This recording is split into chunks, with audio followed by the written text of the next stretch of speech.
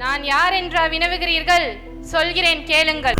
தேரா மன்னா செப்புவதுடையேன் எல்லரு சிறப்பின் இமையவர் வியப்ப புல்லுரு புன்கண் தீர்த்தோ நன்றியும் வாயிற் கடைமணி நடுநா நடுங்க ஆவின் கடைமணி உகுநீர் நெஞ்சு சுடத்தான் தன் அரும்பெறல் புதல்வனை ஆழியின் மடித்தோன் பெரும்பெயர் புகார் என்பதியே அவ்வூர் ஏசா சிறப்பின் இசை விலங்கு பெருங்குடி மாசாத்து வாணிகன் மகனையாகி வாழ்தல் வேண்டி ஊழ்வினை துறப்பச் சூழ்களல் மன்னா நின்னகர் புகுந்தீங்கு என் கால் சிலம்பு பகர்தல் வேண்டி நின்பர் கொலைகளப்பட்ட கோவலன் மனைவி கண்ணகி என்பதன் பெயர். நீதிக்கு இலக்கணம் உரைக்கும் நெடுஞ்செழிய பாண்டியனே, உனது நாட்டில் எதற்கு பெயர் நீதி?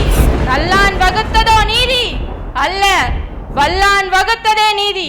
கொலு மண்டபத்தில் விசாரிக்கப்பட வேண்டிய வழக்கு கோவில் மண்டபத்திலே முடிவானேன்.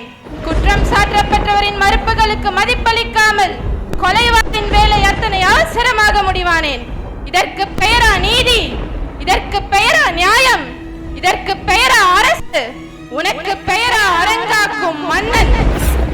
இங்கே கூடியிருக்கின்ற ஆன்றோர்களே, அறிவு மிகுந்த சான்றோர்களே, நீங்கள் கூறுங்கள் நல்ல தீர்ப்பை.